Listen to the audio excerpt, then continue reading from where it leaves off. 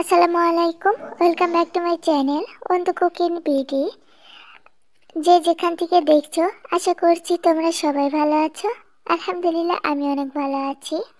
আজকে তোমাদের সাথে শেয়ার করতে যাচ্ছি ডিজাইনের একটি নাস্তা, যেটি টিফিনে কিংবা বিকেলের নাস্তা কিংবা সকালের নাস্তা হিসেবে পারফেক্ট।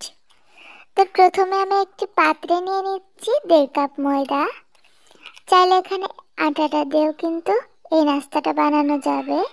দিয়ে দিয়েছি 1.5 টেবিল পরিমাণে রান্নার তেল, 1 চা চামচ মতন দিয়ে দিয়েছি চিনি, আর 1 চা চামচের থেকে কম দিয়েছি লবণ।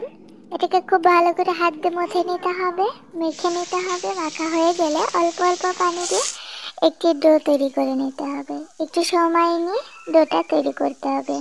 অপরদিকে একটি প্যানে 1 কাপ পেঁয়াজ কুচি দিয়ে দিয়েছি, আর সাথে 1/2 চা চামচ লাল মরিচের গুঁড়া, ধনিয়া গুঁড়া, আর দিয়ে দিয়েছি হলুদের গুঁড়া, আর লবণ দিয়েছি 1 চা চামচ। এখানে দিয়ে দিচ্ছি আগে থেকে ম্যাশ করে রাখা বা সেদ্ধ করে রাখা একটি আলু। এটাকে দিয়ে এই পেঁয়াজের ভিতর দিয়ে খুব ভালোভাবে নাড়াচাড়া করে নিতে হবে।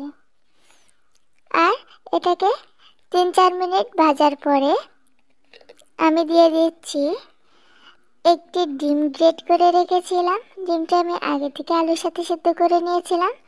তো দেখো, আমার কিন্তু এই নাস্তাটার পুরটা রেডি হয়ে গিয়েছে। এদিকে আমি আটাটা নিয়ে এটাকে 3-4 মিনিট মথে নিয়েছি।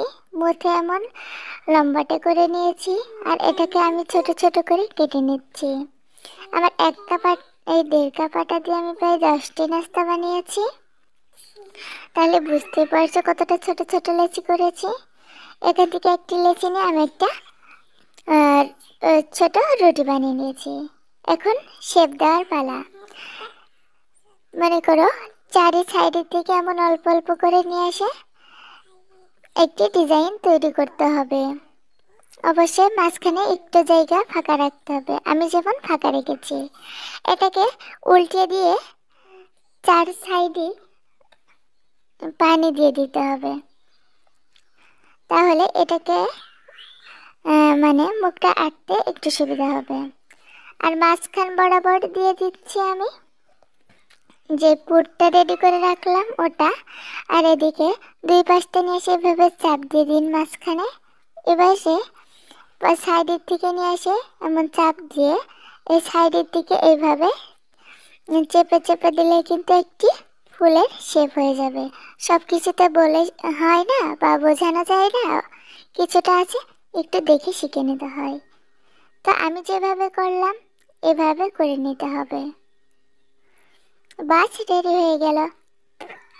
এভাবে আজকে আমি সবগুলো তৈরি করে নিয়েছি, দেখে নিশ্চয়ই বুঝতে পারছো। আর ডিজাইনগুলো কিন্তু দেখতে মাশাআল্লাহ অনেক সুন্দর হয়েছে। এখন চুলায় আমি পরিমাণ মতো তেল দিয়েছি। তেলটাকে দিয়ে তেতে গেলে এখন নাস্তাগুলো দিয়ে উল্টে পাল্টে ভেজে নিতে হবে। যখন পছন্দ মতো কালার চলে আসবে ওই পর্যায়ে কিন্তু নাস্তাটা তুলে নিতে হবে।